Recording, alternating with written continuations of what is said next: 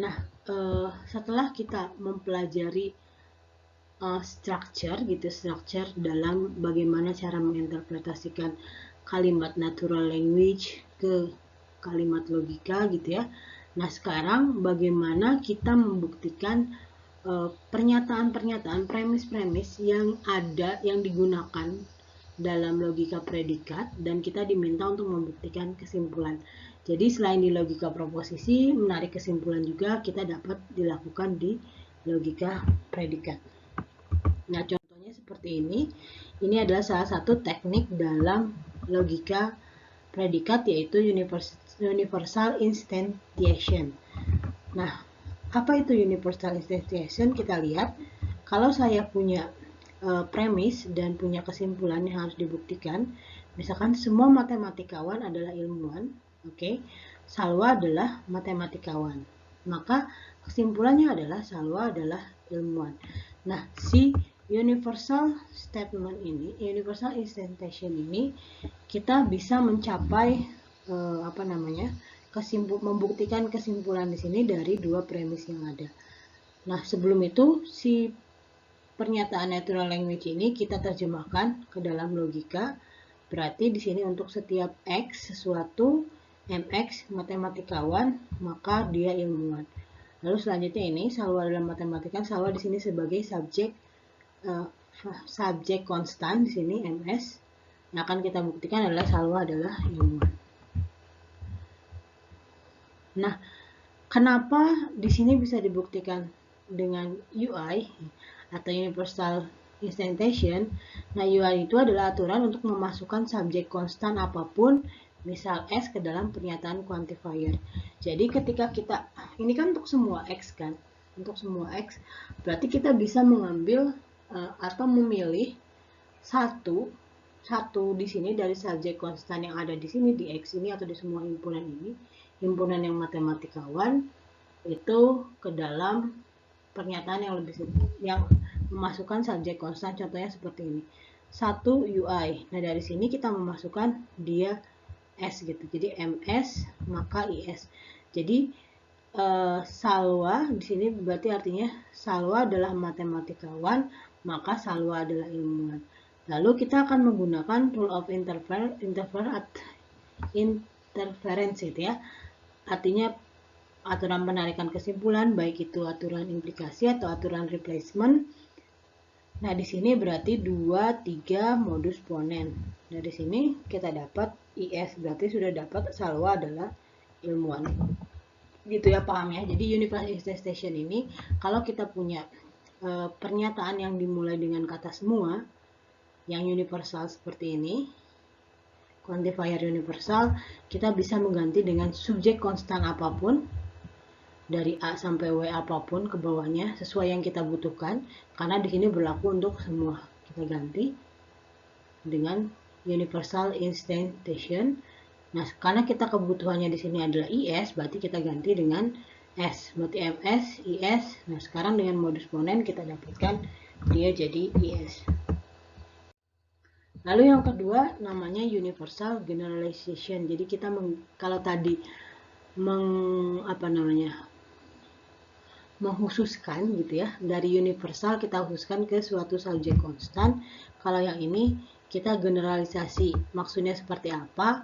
Nah, kalau saya punya pernyataan seperti ini, nah kita punya untuk setiap X, PX maka DX. Lalu yang kedua untuk setiap X, DX maka CX. Yang ingin kita punya adalah PX maka CX untuk setiap X.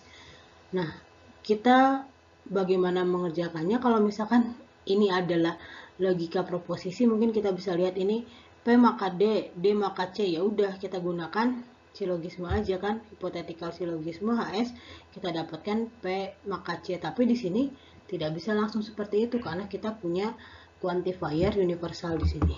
Nah, dengan UI tadi kita dapatkan ini, dari sini dapatkan PSDS, lalu dari sini kita dapatkan DSCS gitu ya. Nah, setelah itu baru kita gunakan HS-nya. Jadi PS, CS, DS gitu ya. Jadi sekarang kita tinggal dengan gunakan HS, maka P maka Q, Q maka R berarti P maka R, P maka C di sini PS maka CS. Nah, universal generalization dia menggeneralisasi dari yang dari yang subjek konstan ke variabel konstan. Nah, dia jadi untuk setiap X, PX maka CX. Nah, ada syaratnya kenapa sih bisa seperti ini dari subjek konstan ke universal. Universal generalization ke universal statement nggak sembarangan, ada syaratnya, yaitu syaratnya adalah bahwa sebelumnya kita tahu bahwa si S ini, semua yang ada di sini, variabel yang kita gunakan di sini, dia berasal dari premis pernyataan universal. Jadi kalau misalkan ketika kita mengembalikan ke pernyataan ke universal statement, ke universal quantifier, kita harus tahu bahwa memang si subjek konstan di sini semuanya diperoleh dari pernyataan universal. Jadi ini hanyalah untuk sembarang contoh yang kita ambil, kita boleh membalikan lagi, gitu ya. Atau ini saya bacakan saja, universal generalization adalah mengembalikan predikat dalam subjek konstan ke variabel subjek, tapi harus dilakukan dengan syarat bahwa kita tahu sebelumnya premis tersebut adalah berasal dari pernyataan universal. Jadi sini semuanya berasal dari pernyataan universal.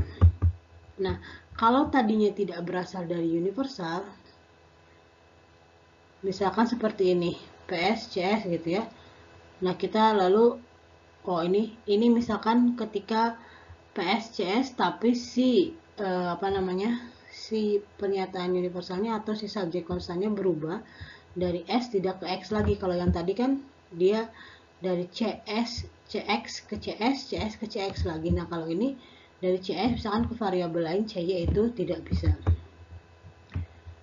Karena masukkan variabel subjek lain yang Y yang pernyataan universalnya untuk X. Jadi kalau pernyataan universalnya untuk X ya udah, berarti si S ini kalau mau menggunakan universal generalization harus kembali ke X juga, gitu.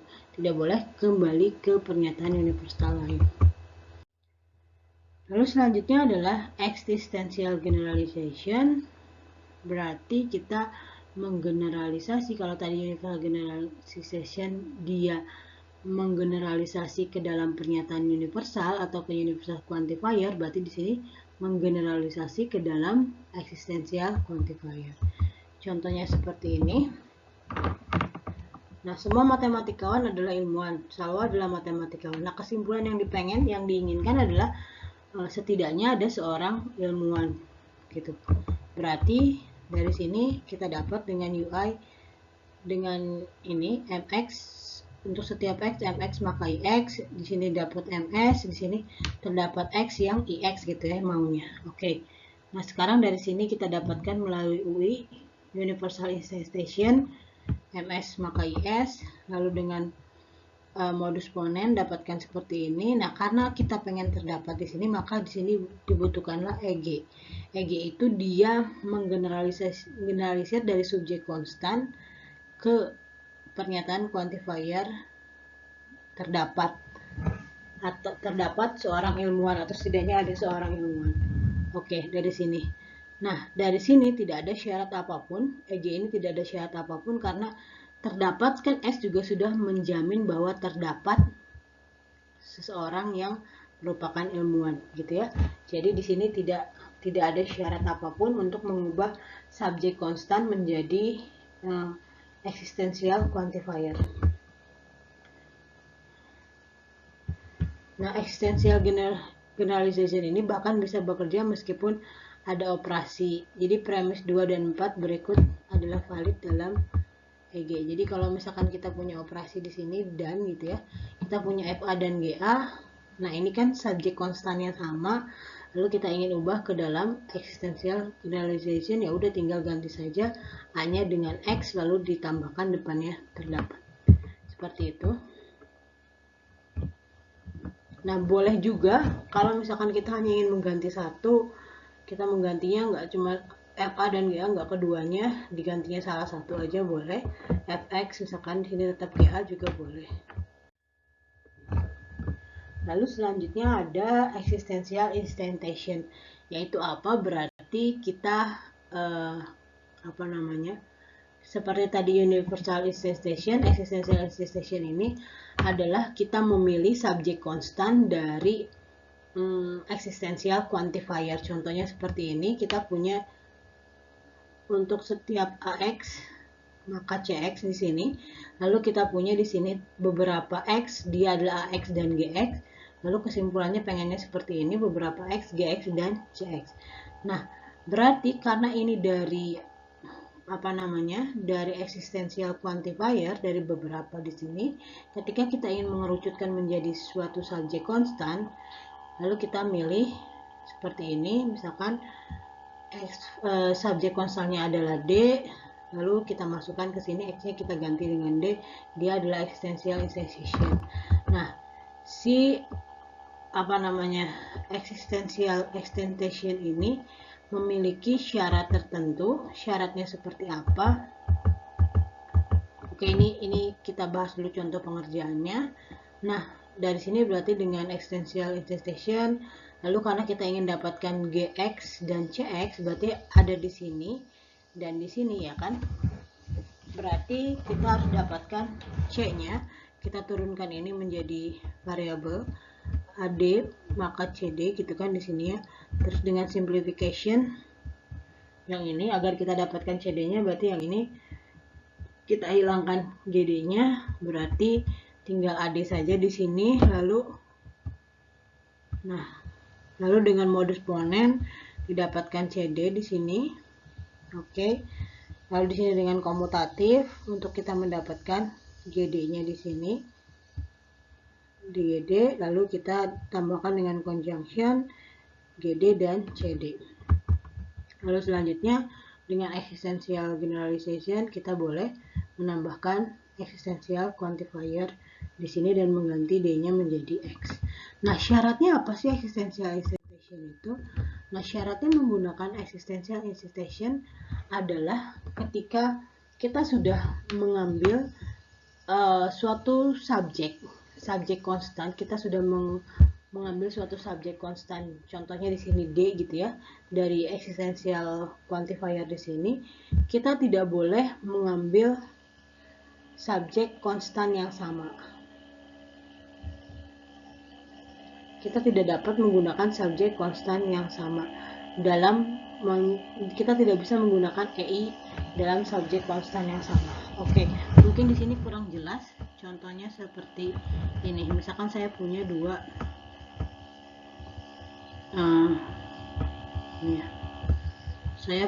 dua premis yang pakai existential quantifier gitu ya. Oke. Dan LX gitu ya. Nah, ini dua-duanya saya ganti dengan existential quantifier. Nah, ketika saya sudah menggunakan misalkan S gitu ya, AS maka CS gitu. Nah, untuk yang pertama 1 EI. Nah, ketika kita menggunakan EI lagi di bawah dengan premis yang berbeda sekalipun, kalau yang ini kan kita premisnya sama kan, tidak boleh menggunakan subjek konstan yang sama, ini premisnya sama. Nah, premisnya beda sekalipun, ketika saya menggunakan misalkan di yang kedua jadi AS dan LS gitu ya. Oke, ini cek biar kelihatan bedanya. Yang ini L. Nah, ini adalah 2EI. Nah, ini adalah invalid. Kenapa invalid? Karena belum tentu X yang dimaksud di sini dan X yang dimaksud di sini adalah sesuatu yang sama. Jadi belum tentu ketika kita ngambil subjek konstan S sudah dipakai, maka ketika kita menggunakan EI lagi, kita tidak bisa menggunakan S lagi karena belum tentu yang dibicarakan di semesta existential quantifier yang 1 dan 2 itu adalah benda yang sama gitu. Jadi ini merupakan sesuatu yang invalid. Nah, contohnya seperti ini. Beberapa buah adalah jeruk, beberapa buah adalah apel. Kita tidak dapat mengatakan bahwa beberapa apel adalah jeruk. Jadi kalau kita ngambil dari sini sesuatu yang merupakan buah adalah jeruk gitu ya. Satu yang merupakan buah adalah apel. Nah, ketika kita ngambil suatu variabel buah di sini dan mengambil variabel buah di sini, belum tentu buahnya adalah sama. Jadi variabel D mesti merupakan variabel baru yang tidak muncul dari baris sebelumnya, termasuk baris konklusi. Jadi ketika kita menggunakan EI, benar-benar kita tidak dapat menggunakan subjek konstan yang sama dengan subjek konstan sebelumnya. Contohnya, walaupun ini kan EI dan EI lagi. Contoh lain gitu ya. Misalkan saya punya pakai universal instantiation gitu ya. Untuk setiap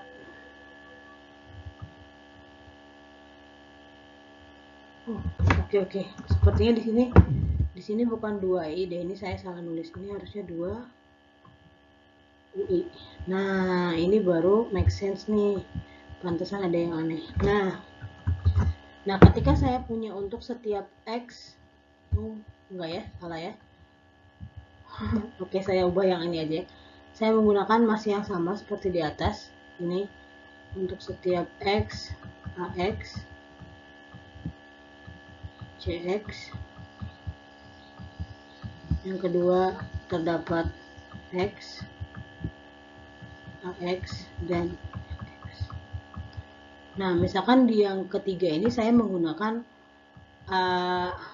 P gitu ya, maka CP dengan universal instantiation.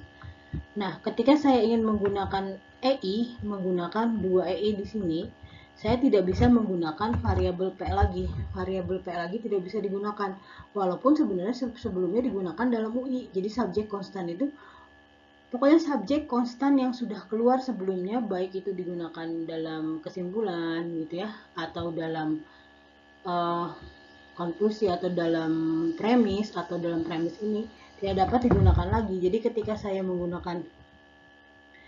saya di sini tuliskan AP dan LP gitu ya, ini adalah sesuatu yang invalid gitu. Jadi seharusnya 4 ini adalah subjek konstan yang baru, misalkan AJ dan LJ, misal subjek konstan baru.